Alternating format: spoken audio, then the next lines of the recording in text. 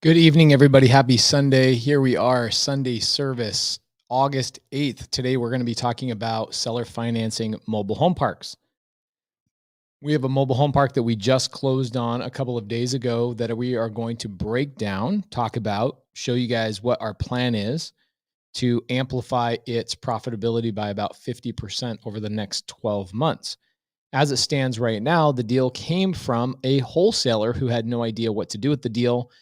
Came to one of my students. I paid one of my students a $30,000 assignment fee to bring me a deal at full retail.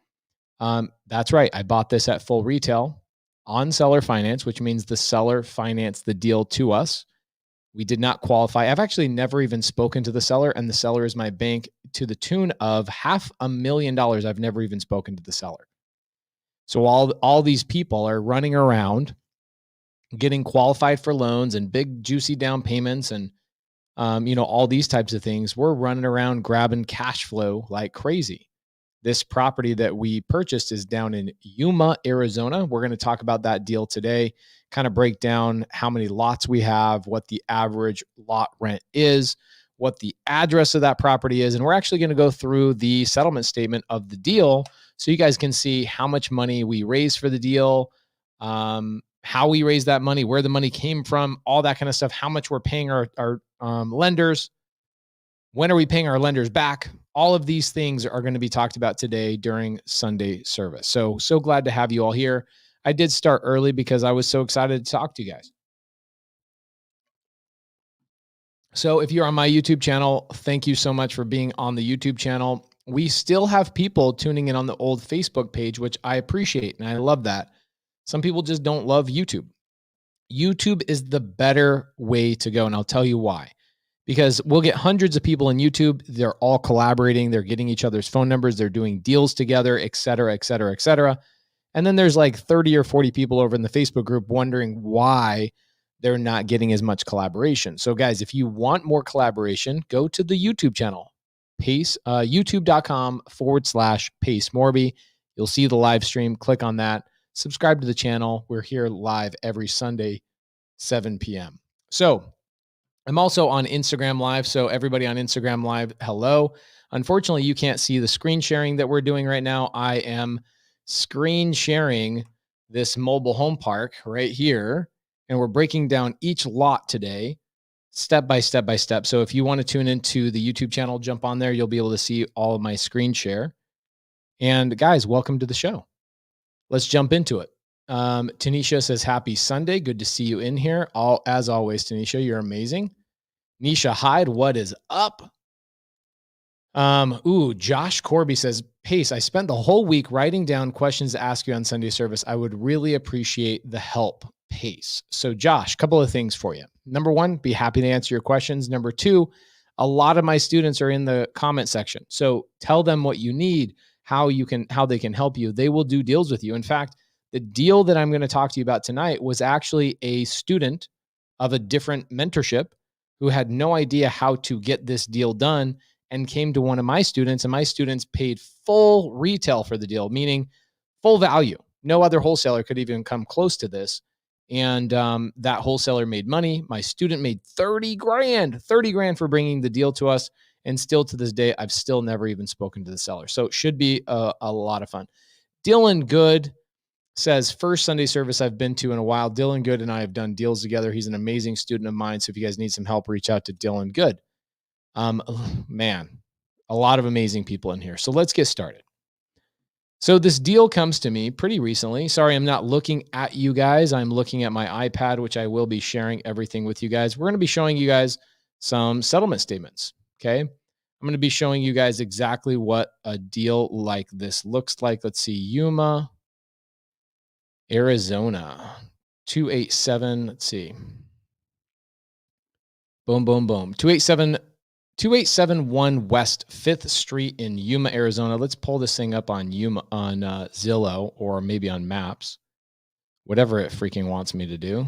Brand new iPad, guys, so thank you so much for being patient. Let's turn this into satellite mode and make it so you guys can see what this thing looks like from the air. Boom.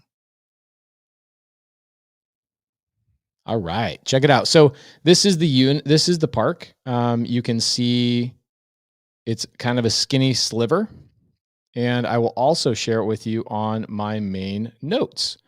So check it out. We already gave you the address. If you guys want to pull that up one more time for anybody that really wants to see proof, here you guys go. 2871 West 5th Street, Yuma, Arizona. I bought it in a company called Moving Forward Ventures. And let's just make sure. Let's just double check.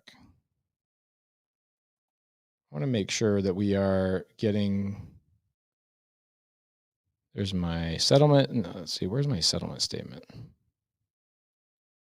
I want to show you guys actual closing documents. Let's see if we got those. There we go. Settlement statement. Booyah. 2871 West 5th Street right here on the screen. You guys can see that I bought it from Ruben C. Diaz, who I've never spoken to in my life. You can see the address of the property right there. And we closed escrow, I believe, a couple of days ago. This email at least was sent to me on 7/22/21, so a couple of weeks ago. This was before we actually closed escrow. The total purchase that I made, check it out, $633,160. So let's put that in there, $633,160. Why is that important? Well, we're going to bring it up throughout the live today, why that number is so significant and why that's important. $633,000. The engineers are going to lose their mind because I'm not using exact numbers. Cody says, I'm going to go lay down. If not, I'm happy to jump on. Cody, do not worry about jumping on here. Let me text Cody real fast and just let him know he does not need to be in here. I'll just let him take a break.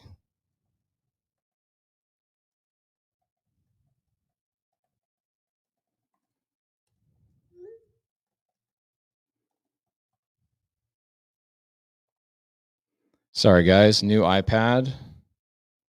And of course, it has all the sounds and all the things going on with it. All right, here we go. Ramon Cardona says, hey, Pace, I need help if you can take a few minutes. It's kind of off topic. I need help with a seller question to try and close a deal. Okay. I'm happy to help you out. We'll jump on that in a little bit. It's so funny because like people really get excited about the dedicated topics, but there's always a few people that are like, I don't care about the topic. I have a question and I'm happy to jump on that. So we'll jump on that in a little bit. Okay.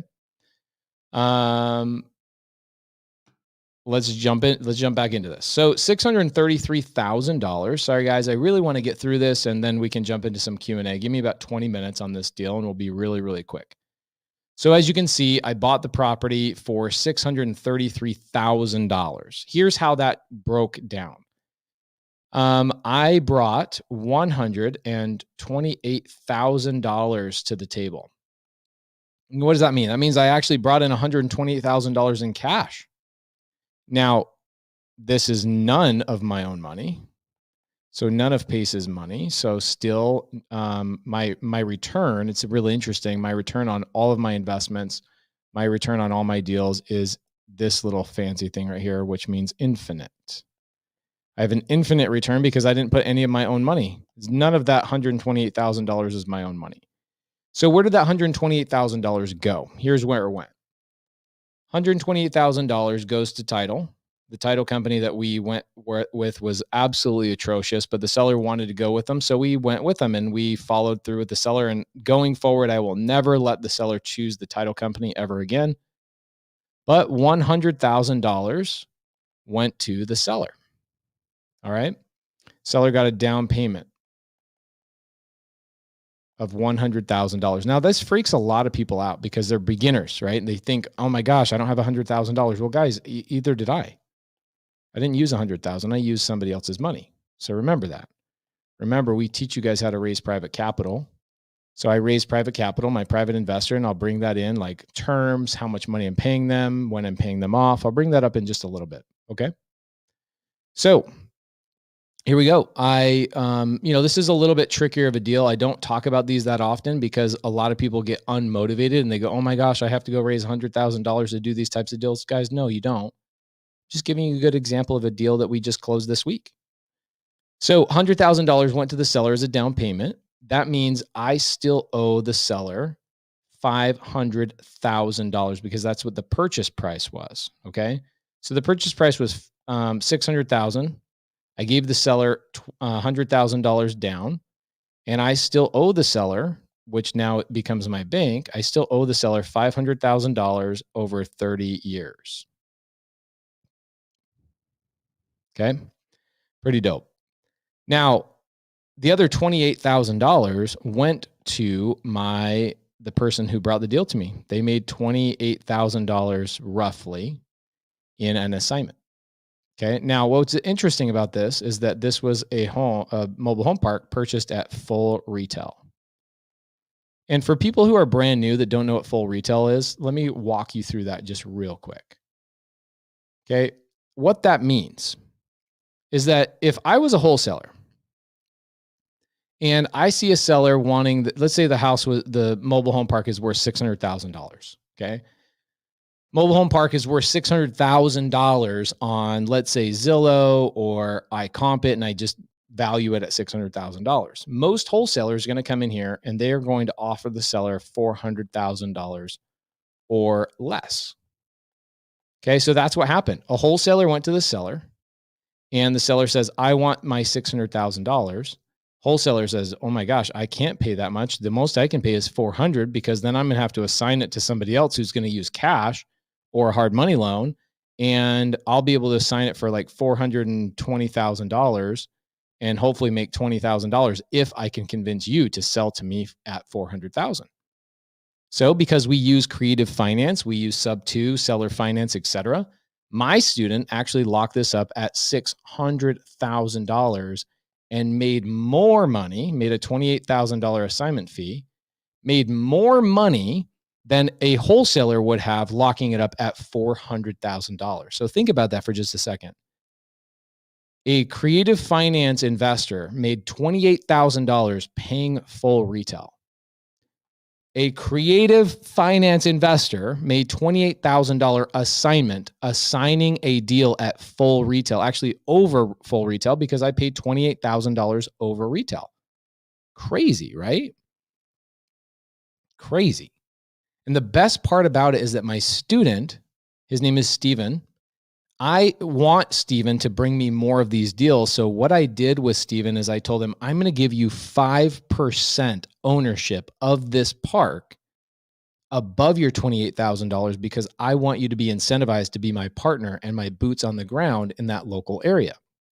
Steven, of course, agreed. He got a $28,000 assignment fee, plus he now has 5% ownership in something he never even had to bring any money to the table. In fact, he got paid to be my partner. Think about that. Name a wholesaler doing that.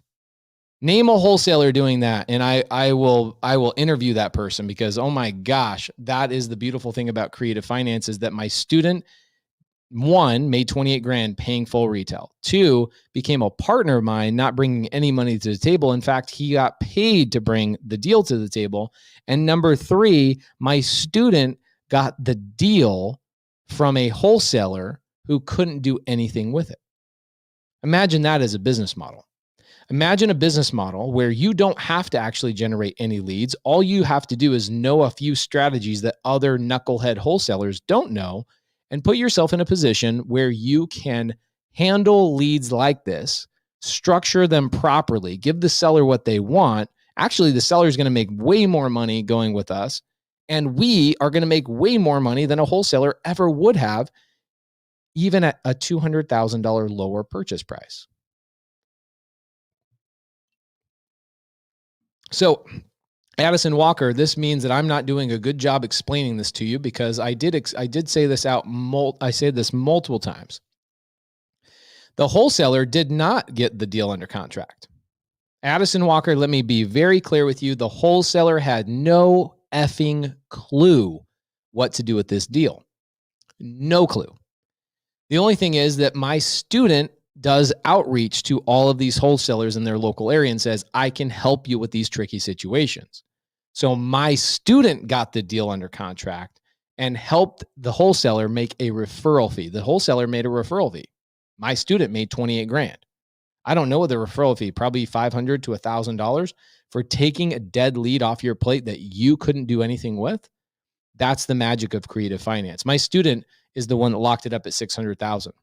Now, I'm going to tell you what my student saw in the deal, because what do we do in creative finance? Well, obviously, I just showed you. First thing in creative finance is we assign and wholesale deals. Isn't that crazy? We assign and wholesale deals and make more money than most wholesalers do at a lower purchase price. Okay? I am telling you that you need to squat up with my students, because my students will help you dramatically and I will buy those deals. Okay. The wholesaler didn't know how to handle this. My student had skills and tools that they learned from me. My student a year ago was Googling how to get rich. And then Google told my student to get into real estate. And that is where my student came from by being in my program. Now is a partner with me on this mobile home and another mobile home, a mobile home park that we're closing on this week. Okay. So again, guys, if you're just a wholesaler, good luck.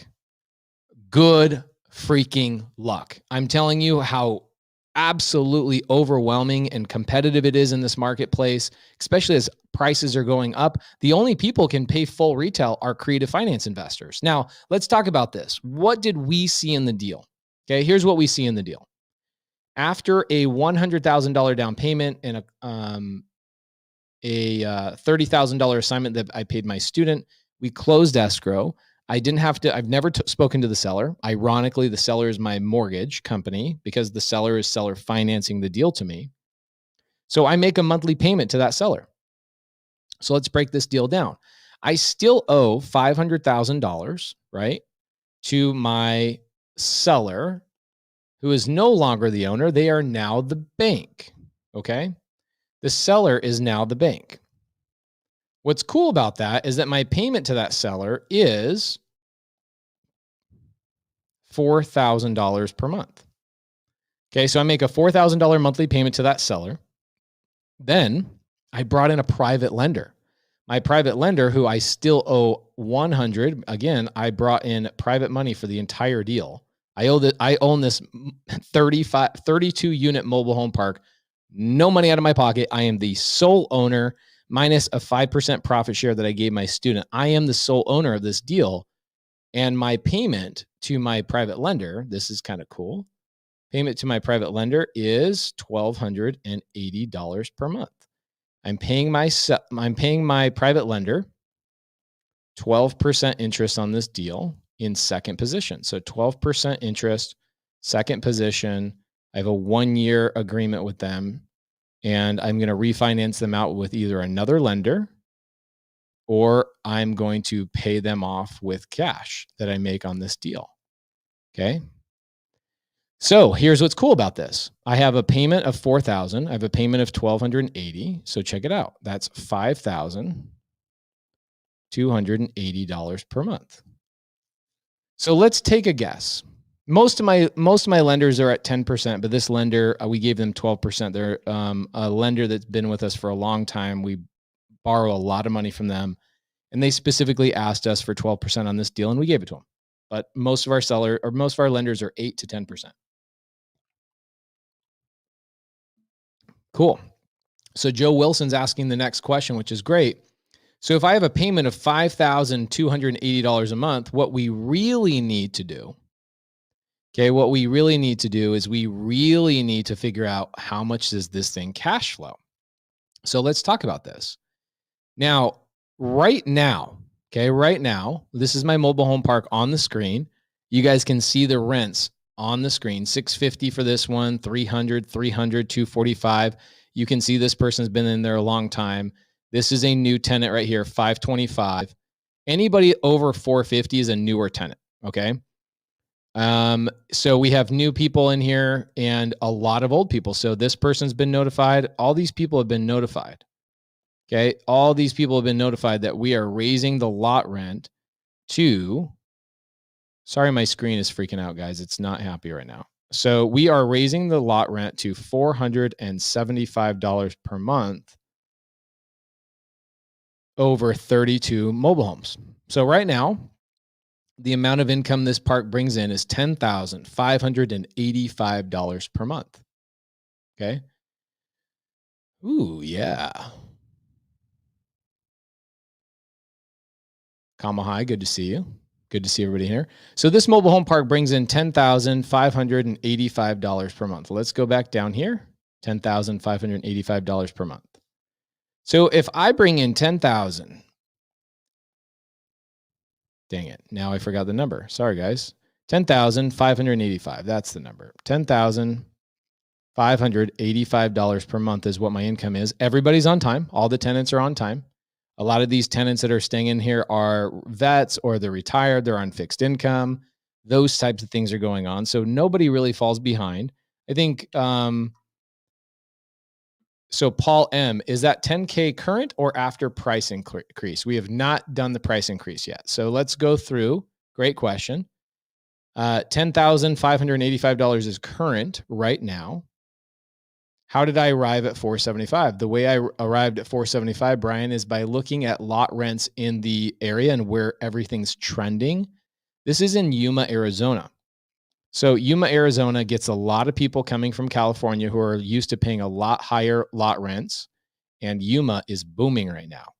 The average lot rent in Yuma is about $400 to $500 per month, depending on the lot. So we are trending to 475. Will I hit 475? No, I'm not guaranteed to hit 475. Okay. Now, Roman asks a good question. I'm going to answer these questions one time because you absolutely know people are going to tune in about halfway through and ask the same question. Are any of these parks owned homes or most are tenant owned? It's half and half. Okay. So the way it's done is we actually have our sheet here. You can see tenant owned, yes, no, yes, yes, yes, no, no, no, yes, no, no, no, no, yes, no, no, no, no, no, no. So I own a lot of these. Okay. We own a lot of these and we give these guys just lot rent on those ones. And then there's other ones like this 650. Obviously, I'm not going for 650, but we've got some 650s. We've got a couple of 525s where we charge them for the home as well. But most of them are tenant properties that we are just giving them lot rent. Okay. So 10,585. So this is what we do on all of our numbers. $10,585 per month is the collections. That's what we collect every single month. Okay. Somebody's going to ask a question we've already given the answer to. So I'll pause for a second, just kind of read through the comments. $10,585 per month. Now, if I have a payment to my seller and my private lender for negative $5,280 per month. So let's say seller and my lender. That leaves roughly $5,305 per month. Okay, so $5,305 per month. Now, we already know that that's not net cash flow. I wish that was net cash flow, and it will be. Net cash flow will be there.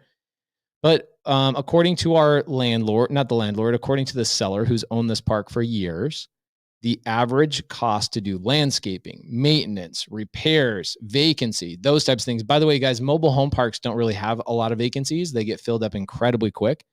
Think about it. It's the last frontier. It's the last frontier as far as affordable housing goes. So do you think there's anything more affordable than a mobile home park? Absolutely not. There is not. And so people are clamoring. There's a waiting list for mobile home parks. So not really a lot of vacancy, but still what we're going to do is we're going to take off 15% of the collections for maintenance, repairs, vacancy, and things of that nature. Okay, just fluff. And where does that money go? I tell my students that goes into our war chest, that goes into vacancy, repairs, OpEx, a tree gets struck by lightning, insurance, all those types of miscellaneous things are being taken care of. Insurance, I mean, additional insurance above and beyond what I'm going to break down for you guys in a second. So 15% of $10,585 is, let's go through that real quick. $10,585, multiply that by 0.15, that is $1,587. Okay. So I put $1,587 a month into my war chest. This protects me against vacancy, repairs. We have landscaping, all those types of things. And then we have another $800 per month in taxes, insurance, and miscellaneous utilities. Okay. Where did I come up with that number? I came up with this number from the previous owner. Okay. We already know the numbers. We looked at the books. Okay. So we are going to break this down one last time. So you got $10,585. That's what we collect, $10,585. We are going to subtract $5,280 and then subtract another $1,587 for our 15%. And then we are going to subtract another $800 per month. So as it stands right now, before we do anything to the park, we are cash flowing $2,918 a month in net income. Okay, $2,918 in net income on one deal. Here's kind of the cool thing. Number one, I didn't have to find the deal. So many people are saying, how do I find deals? Well, I didn't have to find the deal. I had to know a skill that solved somebody else's problem.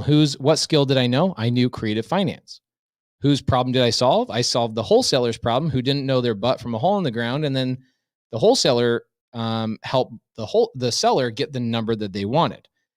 Once my student got involved, the wholesaler who brought the deal to us didn't really have much to do with the deal other than stand there and wait for a referral fee. But still, that's how we found the deal. Okay. I didn't have to market. I didn't have to spend money. I just need to know a skill and how to solve that problem that somebody else had. Does everybody understand that? Okay. Next thing is, how much credit did I use of mine? Well, I used 0 credit. No credit was used at all. In fact, again, I've never even spoken to the seller. I've never filled out a single application. The seller, I don't even know if the seller even truly knows my name. I bought it in an LLC. The seller wanted one thing. The seller wanted a number, which was $600,000. We gave the seller that number, and that's all they really cared about. Okay. Now, did I use my own personal money? No, I did not. I did not use any of my own personal money. I brought in a private lender. Okay. Now, if you are somebody who's looking to private lend, please let me know. We are going to be buying about 40 more properties throughout the year. So if you guys want to lend to us and be involved in a deal with Cody, Matt, and myself, please DM me on Instagram. Happy to chat with you about that. Okay. Now, check it out. I didn't use any personal money. I didn't use any credit, never even spoken to the seller, didn't have to spend any money on marketing. And I just bought myself $2,918 a month in net income from one deal. $2,918 in net income from one stinking deal. Okay. $2,918 in net income on one deal, not using any of my own credit, didn't even have to find the deal. The deal came to me because I know a skill that other people don't, wholesalers namely. Now, here's what we're going to do with it. We are sending out a notice. We've only owned this for a couple of days, so we haven't gotten to the point of sending the notices, but we are going to be doing that. The notice is going to tell everybody that we are going to start trending towards $475 per month. And what that does is that brings us to $15,200 per month in income. $15,200 a month in income on a deal. Now, here's what's interesting about this seller, and this is why mobile home parks pose such an amazing problem. Guys, hold on just a second. I'm going to turn my fan on. Give me just a second.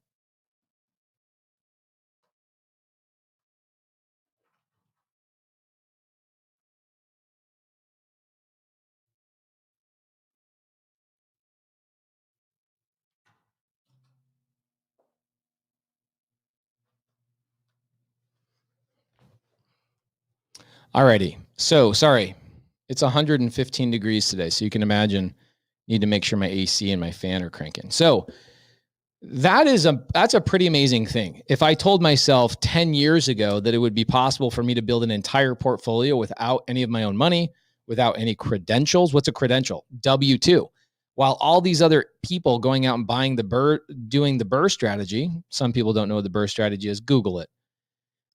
People are going out there and utilizing the BRRRR strategy, getting multiple loans on one deal, paying full retail, and then having all this cash of their own money tied up in the deal. Guys, we're buying deals directly from sellers, solving problems and giving them what they need without using any credit, without using any banks, without using any of our own money, and no credentials. I don't have to have a W-2. I don't have to go to a bank and say, bank, I've had a job for you guys haven't had a job in a long ass time. So people out there saying, well, I need good job, I truly am. It's not that I'm proud of this. It's just that I don't look at my credit score. I have no idea what my credit score is. I imagine it's in the 700s somewhere.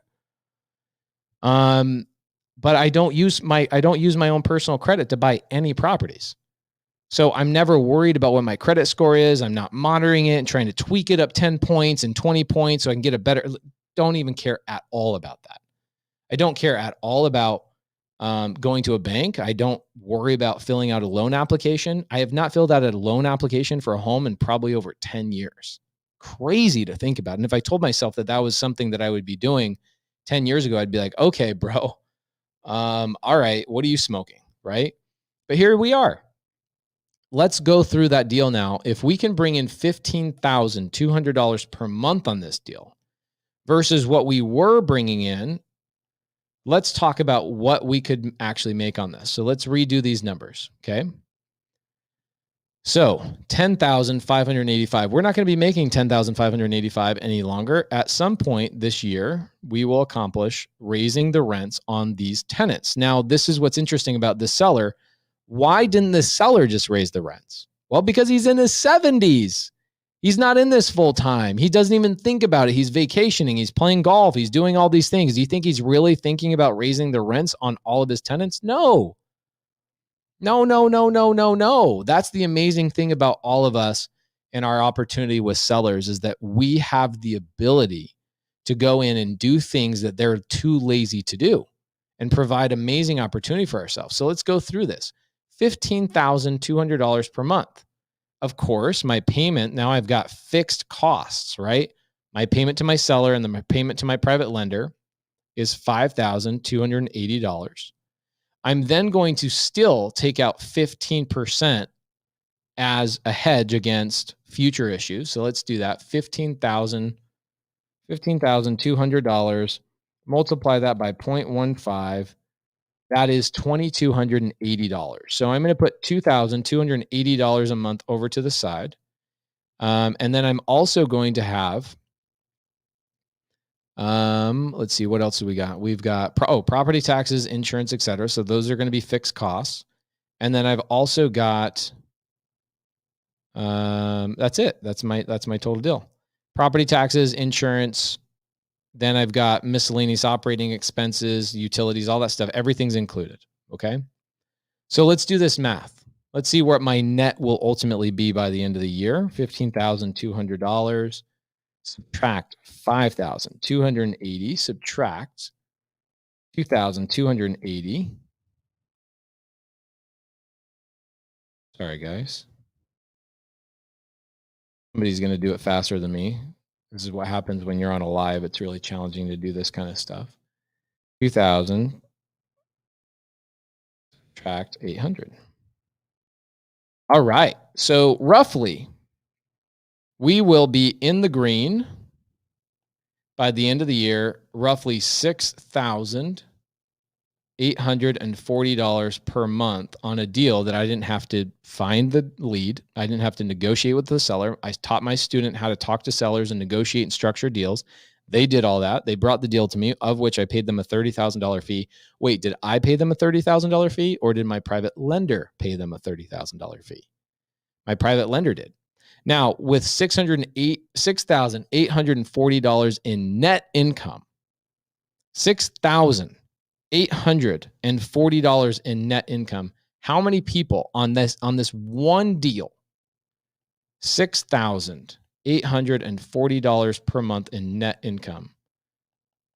How many people could quit their job? I didn't say retire.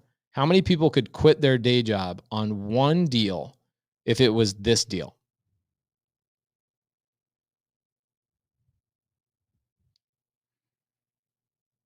How many people could quit their job on this one deal? A deal that didn't require my credit, a deal that didn't require my money, a deal that didn't require me to have expensive lead gen or anything like that. I just simply knew a skill and how to handle a problem that somebody else didn't. How many people? Okay. Sharita, this is a very common question. How is the private lender paid back? Now, there's multiple ways a private lender is paid back. It just depends on the deal. Like we've got a deal right now where my lender has a 5-year balloon with me. My lender says, I want my money back in 5 years. So what we did with our seller is we said, no problem. And we ended up refinancing the seller. I'm sorry, we ended up refinancing out our lender with a different lender at year 5. And then what we did later is that we ended up cashing them out with our own capital from a fix and flip. Sorry, this brand new iPad is just tripping out. It's having a hard time. I'm so sorry, guys. The screen it's a brand new iPad. So we cashed them out with one of 100 different ways. We could do a fix and flip, and that fix and flip gives me 30 grand. Another fix and flip gives me 40 grand, and I could plunk all that cash in there. But I really don't like doing that. Typically, what we do is we'll hold a property. Let's say we have a short balloon, or the seller or the lender wants us to pay them off at a certain amount of time. We'll just end up selling the property, or we'll end up restructuring the deal. That's a longer answer that I usually will cover with my students for an hour to 2 hours, and I'll break down and talk about each specific deal. But with this specific seller, the cash that I'm making from the deal will actually pay my lender off because I don't need to live off this cash. That's kind of the amazing thing about a lot of these deals, is that I'm well past the point of needing to live off of any of these things. So I'll just take this $6,840 a month and just hammer down my payments to the seller. I'm sorry, not to my seller, but to my lender. We've also sold property. So let's say the property appreciates in value and we go, oh, we owe the seller money, we owe our lender money, but we've got a nice, amazing spread. We sell the home, take our spread, and then we move or roll over our spread. We've got 2 deals going on right now, just like that, where we're making about $80,000, $90,000 on the back end. And instead of us taking that $80,000, $90,000 after our lender's paid off, after our seller's paid off, we take that $80,000, $90,000, and now we can go do 3-4 deals with that $80,000, $90,000 now without a lender. And so it's an evolution. It's a growth. So for the first 5 to 10 years of building a massive portfolio, you use a lot of private lenders. And then after a while, you start paying those private lenders off with the growth of your real estate or the growth of your cash flow. So on this particular deal, I actually will pay my $6,840 to my lender so that my lender's not only getting their monthly fee, but my lender's also getting a massive, massive pay down. We don't need the money, so we're just paying our lenders down, okay? So that's what we're doing on that particular deal. Andy K says, if it wasn't for me getting denied twice by a lender to buy a home, I wouldn't have ran into the sub 2 family. Super blessed. Roman says, are you taxed on that cash flow? If so, what's the average percentage? So Josh Corby. Hey, Josh, I think you and I should jump on here real quick. I'm going to give you the link to the stream in the side chat. So link to the stream is currently in the side chat. Side chat says StreamYard.com. Guys, if you are not Josh Corby, please don't click on the link that I'm giving you because it's going to bring you backstage, and then I'm going to have to kick you out of the backstage. Josh, jump on here, and I'll go through there and answer your questions that you had at the very beginning as well. John Johnson says, is it difficult to convince lenders to lend you money for money on your first deal? I would say it can be. And a lot of my students for them, it becomes incredibly easy because they have the credibility of me. I'll do credibility emails. I'll do videos to my students so that they can go to private lenders and say, hey, I have somebody like, Pace Morby backing me. He's technically my JV partner, those types of things. Okay. All right. Sharita says not Burr. No, I do not do Burr strategy. Burr sucks. I'm not a big fan of Burr. Okay. Aaron Leet says, but Pace, you have all the relationships. It's not so easy for a beginner like me. Okay, well, isn't Stephen Crawford? Guys, it's so funny. Didn't I just say don't join this stream if you're not Josh Corby? And we just had Miguel Quadra join the stream in the back channel. So Miguel, I'm so sorry, but I'm kicking you out of the studio. Josh Corby, please click on the link that I put in the side chat so you can jump into the thing and we can have a conversation. So Aaron Leeds, if you're talking about a newbie with a lack of relationships, maybe we should talk about Steve Crawford and the fact that he is a pilot at a chemical plant, no relationships in real estate whatsoever, yet here he is making $30,000 assignment fees on a seller finance deal at full retail. A year ago, he didn't even know what real estate was. So I would say that myth has completely been debunked. Steve Crawford a year ago knew nothing about real estate, nor did he know anybody in it, right? I know Aaron Leeds. That was great. I like how you played the devil's advocate. So Josh Corby, please jump in here. Also, it's funny because Josh Corby was like, I have so many questions at the very beginning of this stream. And of course, he's not coming in here. So I'm just going to continue on with my education. He said he had so many questions. He really needed the help. All right. So here we go. So on this deal, $6,840 per month. Now, at any point, did I even value the property? Did I go through and comp the property? No, because what do I do? What do we do in creative finance? What do we do in building portfolios? The main thing that we do is we buy cash flow. Now imagine that. Every single month, let's say you could do it, let's say every quarter, you could do a deal like that brings in $6,800 and you do that 4 times a year. Think about how powerful that is. You're bringing in well over $25,000 per month in net cash flow. And this is how a lot of people say, well, how did you retire? Because that's essentially what I've done. I've retired. I'm done. I'm done technically working. I never need to worry about money ever again. All you really need are a couple of deals just like this. And you guys have seen me on deals where I'm netting 11 grand. I have a couple of deals I'm netting 7 grand. And I have a lot of deals I'm netting 400, 500, 800, 1200. I have a lot of those deals. But think about these types of deals. You do one of these, you never have to worry about your mortgage payment, your car payment, your groceries ever again in your entire life. Somebody had a great question. Okay. Somebody had a great question. Their question was, how am I taxed? So this is something that I teach my students. I actually will pay 0 tax on my cash flow. And why is that?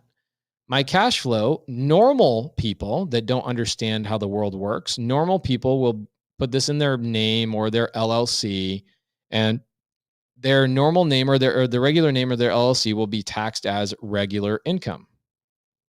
Okay. And they'll probably be taxed at a rate of 30 to 40%, depending on what tax bracket they're in. Some people will say 20%, but people in my tax bracket are all being charged about 40 to 50%. So a normal person would pay regular income tax. Interesting, right? Think about that. But for me, we own this property in a charity. And this charity is a nonprofit.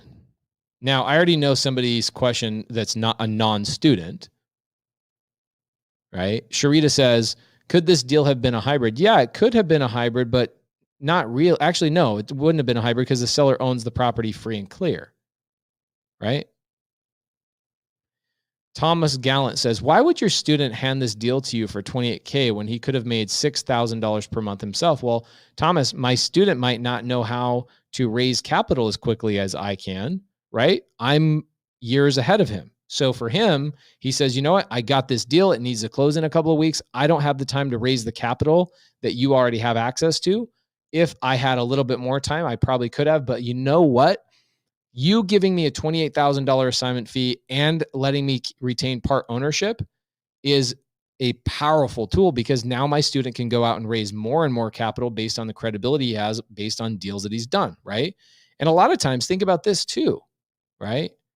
Think about this, Glenn or Thomas. Why would my student hand this deal to me for $28,000? When you're not me, or when you're not somebody making a good amount of money on fix and flips and Airbnbs and wholesale deals and all these kind of things, sometimes you need the money. So when I raised the money for this deal, I didn't pay myself a fee. So have I made any money on this deal quite yet? The answer is no. I haven't made any money on this deal yet personally.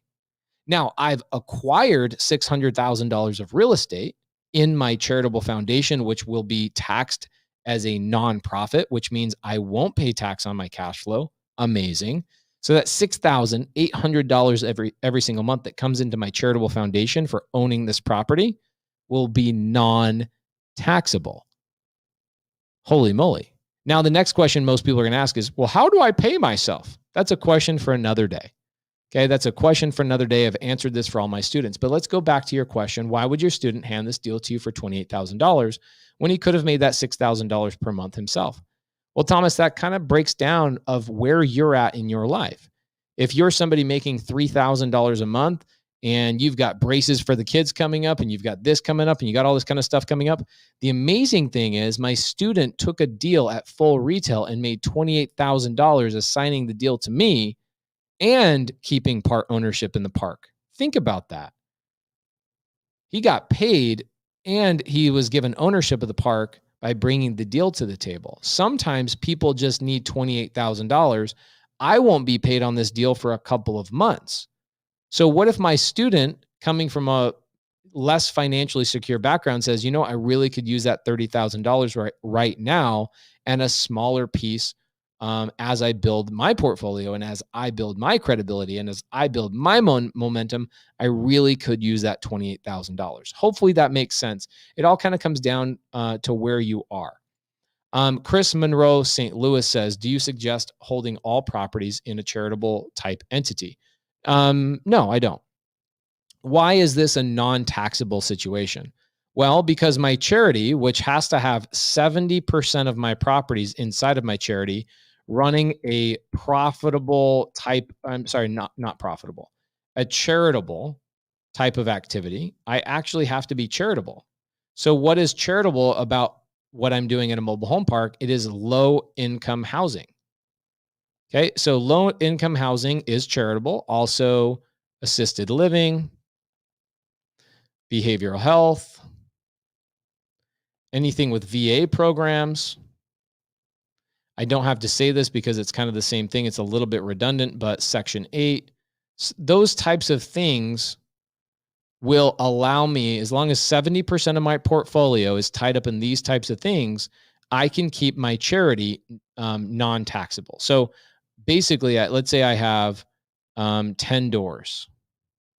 As long as 7 of those doors are charitable and the other 3 are non-charitable, I can have, wow, my iPad is not loving this situation right now. I'm so sorry, guys. It's a brand new iPad. It needs to be updated or something.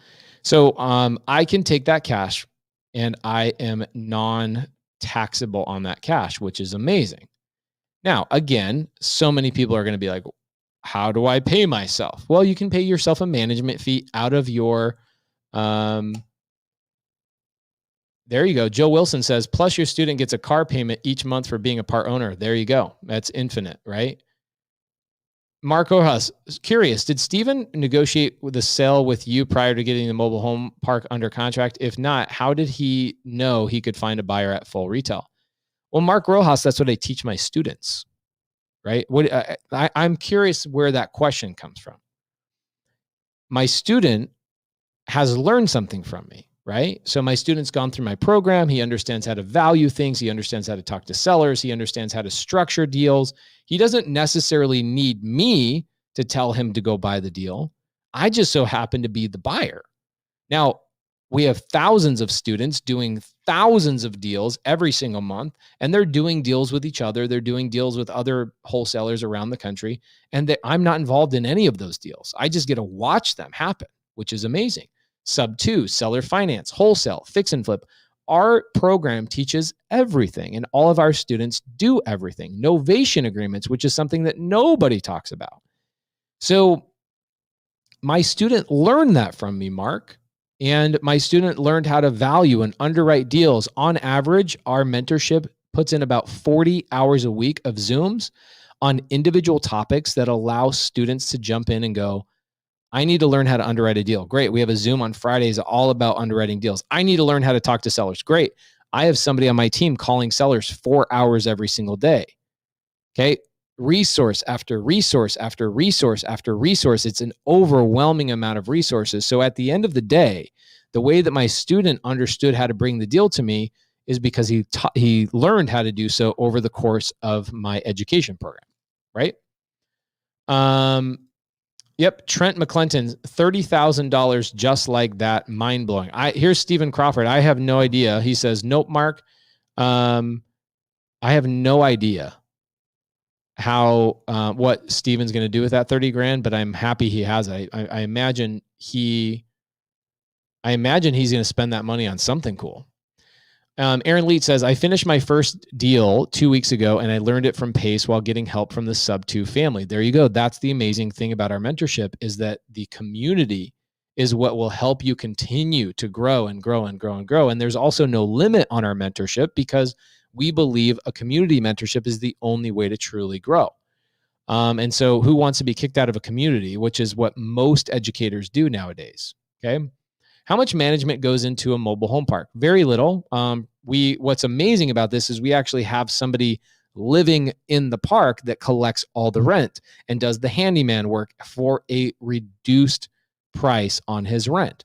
Now, he still pays rent, but he has a reduced rent because he charges about $100 a month just to be the person that everybody calls if they have an issue.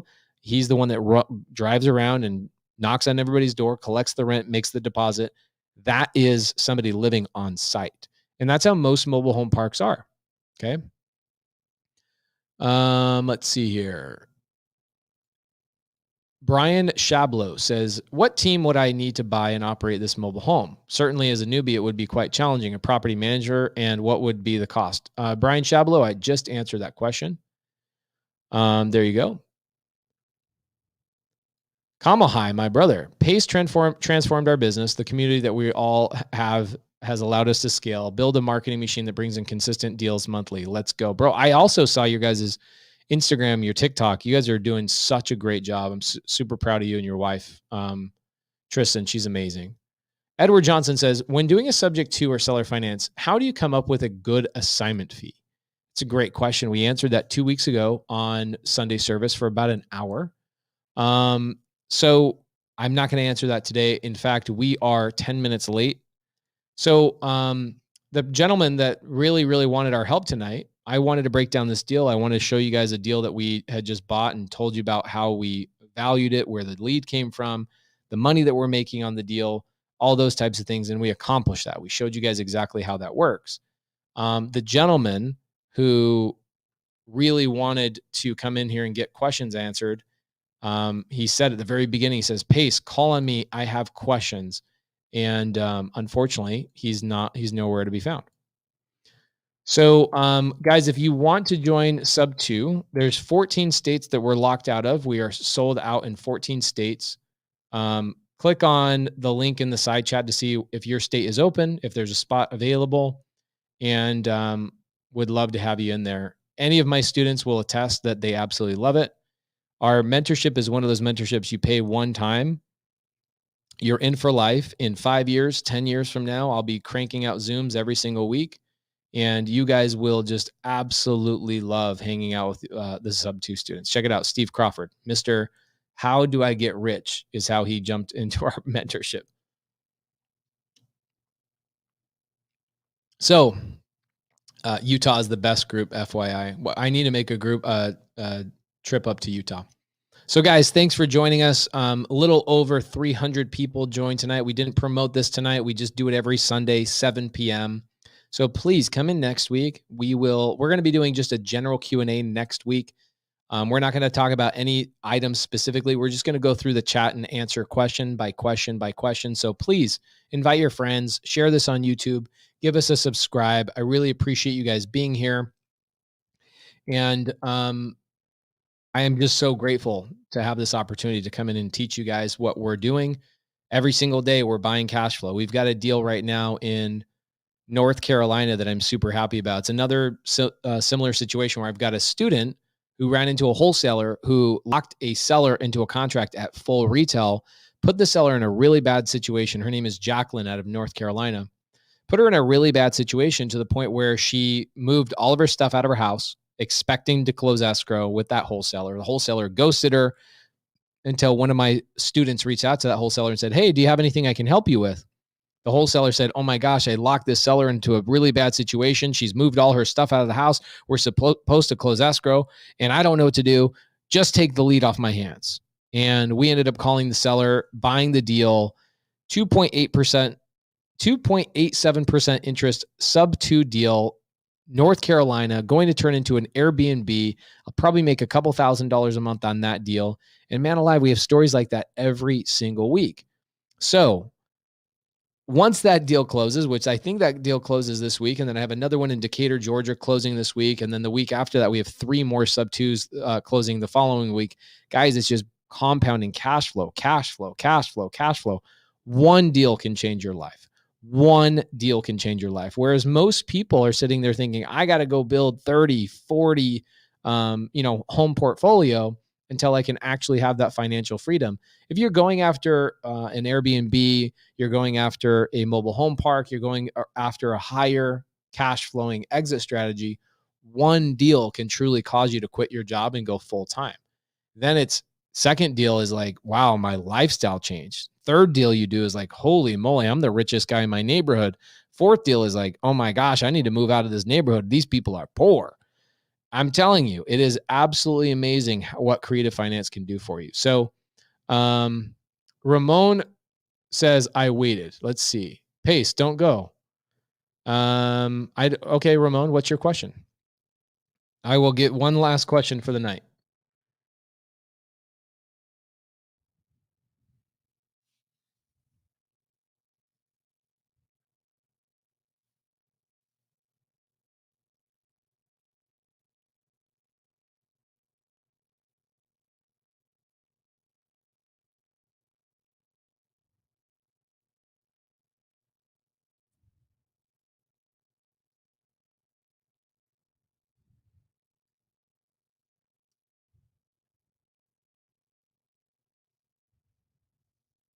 Ramon Cardona says, I have a long question.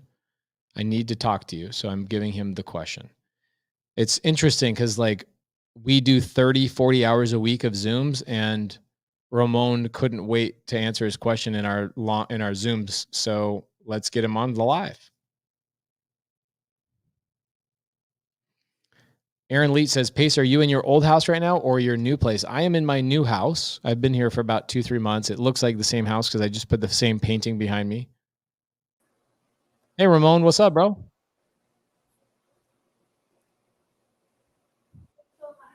I can hear you. Yeah, 1 sec. I'm trying to pause your. Give me 1 sec. I'm trying to close the other. How do I gotta mute the other YouTube, I guess. I don't know, bro. I wish this was a how to use technology mentorship, but it's not. I'm sorry. Here we go. All right, here we go. I got it. You hear me? Jacqueline says, where do we check what state is available? So guys, I just gave you the link. It says link to our private mentorship. If you click on go.sub2.com/start, which I just gave you the link, it's in the side chat. Go in there and it'll tell you. You'll have to watch a video and all that kind of stuff, but go in there. It'll tell you if your state is open. All right. Go ahead. How's it going, Ramon? I'm good. Thanks for taking the time. I really didn't want to have you pass me because I've been trying to get an answer for this. I tried to get the sub 2 give me an answer, but nobody really responded. So I have a situation that I have a seller right now. I'm trying to get him under contract, but he's in a situation I've never heard of. So originally I was going to try to do a flip with my partner for this property. I offered him 2 different offers. One was a cash, one was sub 2. So I gave him some time to think it over. You know, I've been talking to him, just checking up on him. I messaged him yesterday and I found out why he was kind of holding back. So he still has a mortgage on his property, but he has something called a SHIP loan, SHIP. And I don't know if you've ever heard of this. This is in Florida. Basically, is this it's the one where they help you with a down payment to get you into the house? Yes. Every state has these. Every single state has these. Yeah. So I don't know how to go about this. You DM me on Instagram about this, and I told you to go to Zoom. Yeah, but the thing is, so you said land contract. Okay, so let's talk about this for a second. Yes.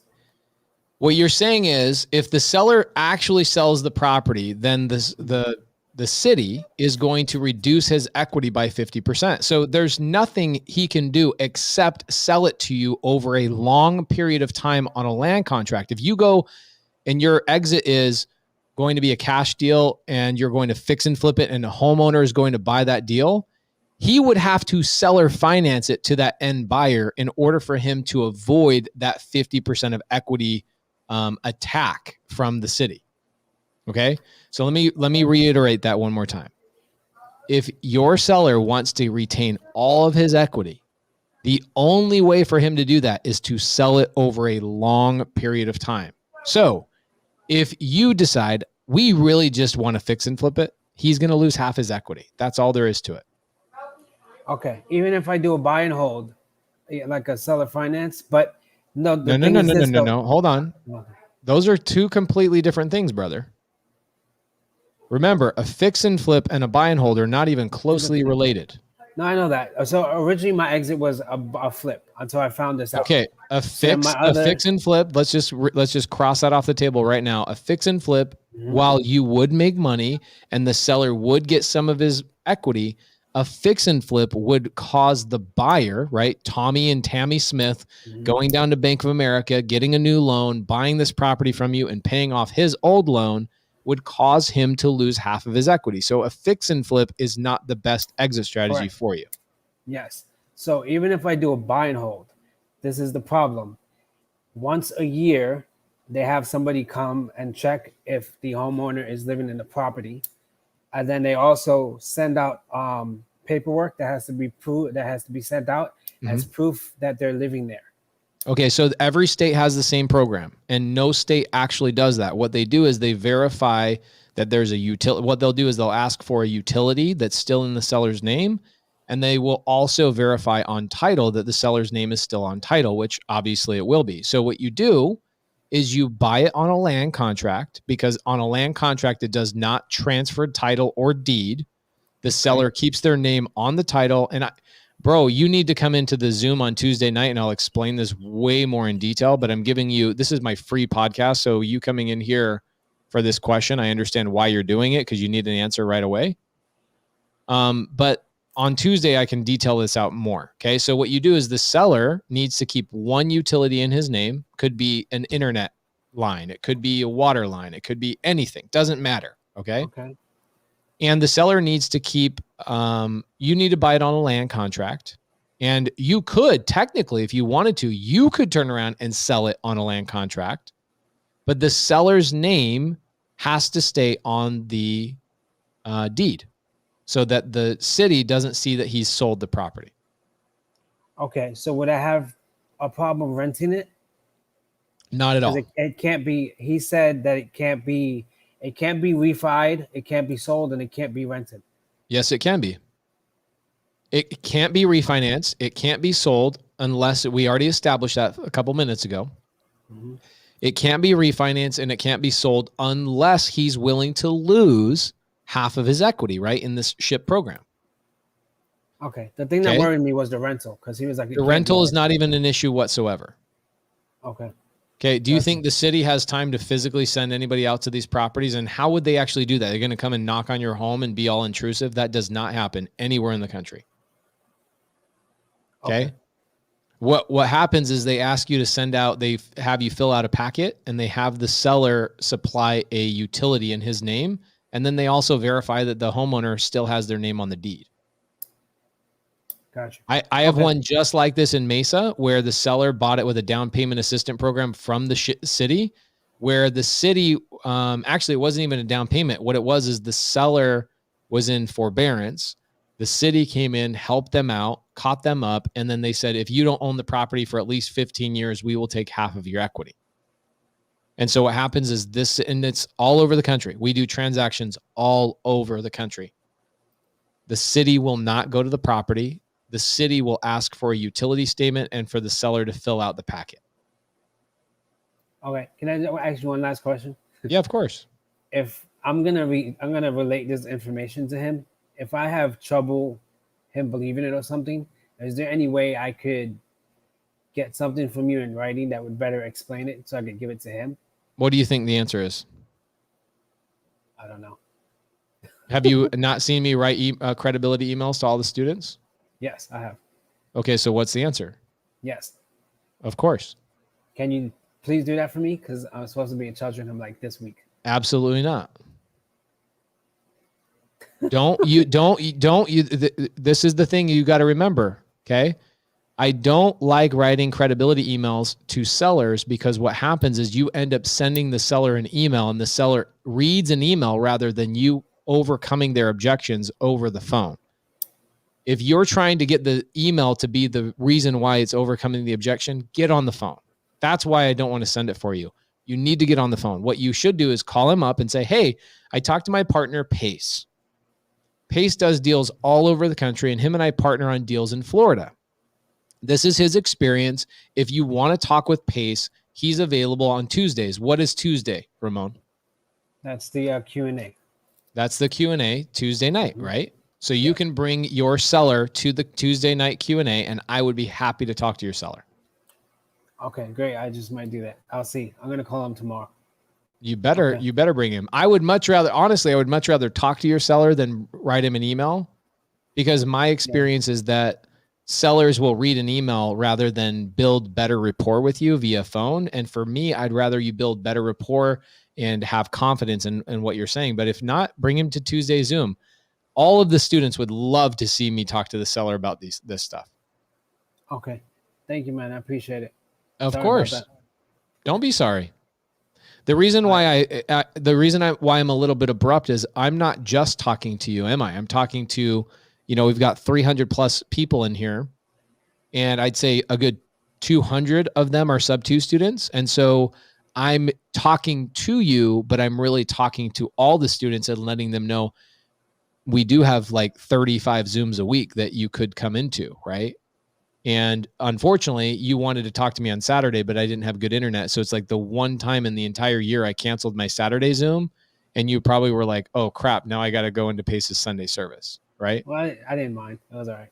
All right, cool. All right. Thank you, man. Appreciate it. Of course. I'll see you on Tuesday. All right. Thank you. Of course. So Lawrence, or Daniel Robbins says, are you going to be on Laura's late night Zoom Tuesday? I will not be on Laura's late night Zoom Tuesday. I want you guys, it's called Laura Live. Laura Live is going to be going simultaneously. So you got to make a decision. Do you want to be on my Q&A, or do you want to be on Laura Live? We've got to do both, because I really need to do my Tuesday Q&A with you guys. So she will do 7 to 9, but I will be on my Zoom from 5 to 10, I believe. Right? Tech Cheng says there's more hours of Zooms than hours I sleep per week. That is absolutely true. We do. I was talking to somebody today about how I feel bad saying this, but how most mentorships can never keep up with us, because what we do is we have a little over 30 Zooms per week. We have role playing. We have my team calling sellers. We have an attorney coming in from North Carolina who is wrapping up a deal for me in North Carolina. He's going to be coming in and talking about the legalities of sub 2, seller finance, novation agreements, wraps, all sorts of amazing creative finance stuff. And then we're going to take the sound bites from that attorney and then make videos for all the students to send out to all their sellers and say, look, this attorney said X, Y, and Z, da, da, da, da, da, da. So that's happening this week. I personally will end up doing 6 Zooms myself this week, and then my team will do another 18 on top of that. Now, as a sub 2 student, you have the job of making sure you pick and choose what content and what specialty training you really need help with. But my job is to overwhelm you. My job is to give you an overwhelming amount of value all the time, consistently. And then you have to determine what you need in your business in that moment, right? All right. Now, guys, yes, I am bringing in Harry Marsh. I actually am bringing in Harry Marsh. He is coming in. Cameron Butler says, seriously, though, how much is the mentorship? I really want to join. Cameron, if price is what you're really worried about, then it's probably not the right mentorship for you, to be honest. So any sub 2 students in Oregon? Yes, we have several sub 2 students in Oregon. So guys, I will see you next Sunday. We are going to be doing primarily Sunday service is going to be primarily just Q&A, just riffing and answering any questions that anybody needs. If you guys want to see if you are one of the 36 states that's actually still open, please click on the link and see if there's any openings for you. Guys, thank you so much. Hopefully you guys got some value tonight, and we will see you on our next episode of Sunday Service.